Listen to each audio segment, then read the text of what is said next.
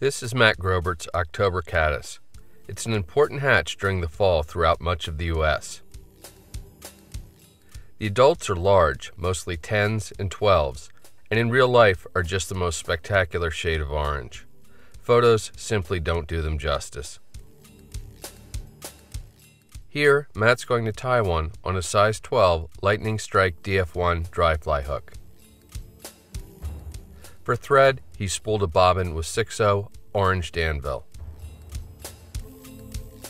Start your thread at about the 1/4 point behind the eye and take wraps rearward before breaking or snipping off the tag. Your thread should end up just behind the hook point. For the body of the fly, Matt uses an orange-colored rabbit and Zeeland blend, but rabbit and antron blends will work just fine. Make a thin tapered dubbing noodle on your tying thread, and then begin taking adjacent wraps above the hook barb to form a nicely tapered, carrot-shaped and colored body. Take a few extra wraps of tying thread in front of the dubbing to establish a thread base for the fly's underwing and wing. If you've got some errant fibers, you can give them a trim, but it really isn't necessary.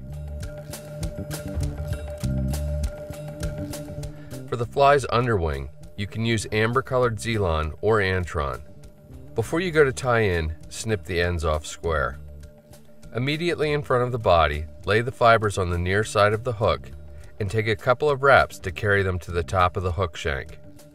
Pull the fibers rearward to shorten the butts so you don't have to trim them again. Cut the underwing to a length just slightly longer than the body of the fly.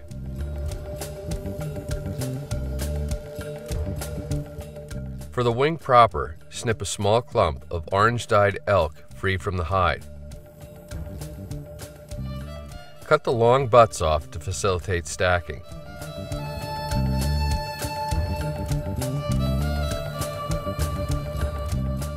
Once stacked, carefully get hold of the tips and remove any errant hairs. Measure the bundle to form a wing that extends just back from the underwing to about the hook bend. Transfer the hair to your left hand and then snip the butts off in line with the back of the hook eye.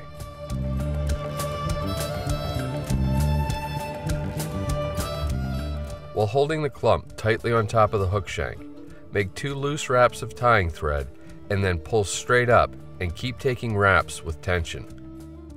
This should both secure and flare the wings slightly. If you end up with any extra long butts, just give them a quick snip. Then, roughly cover the butts with wraps of tying thread. This will be the foundation of the thorax of the fly. For the thorax, Matt goes back to the same orange blend he used for the body, but here he'll pull it apart a few times to get the fibers aligned. Then, he'll snip the aligned fibers into shorter segments and collect them in a clump. With the clump held in his left hand, he applies a light skim of oh-so-sticky loon swax to his tying thread. He'll then touch dub just a small bit of the fur blend to the thread at a time. This can be a tricky process, but the results are absolutely worth the extra effort. Make wraps first rearward toward the wing, and then back forward toward the eye.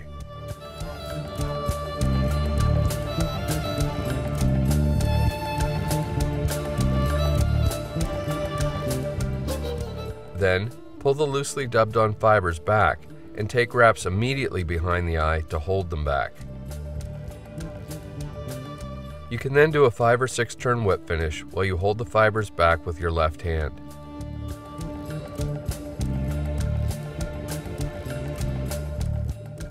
With the whip finish complete, cut or snip your tying thread free. Some of the thorax fibers will pull out while fishing, but that's okay. October caddis hatch mostly during the night and early morning. Matt has found this pattern to be very effective from 0100 to about noon, especially when fished along the margins of fast water and in bankside pockets.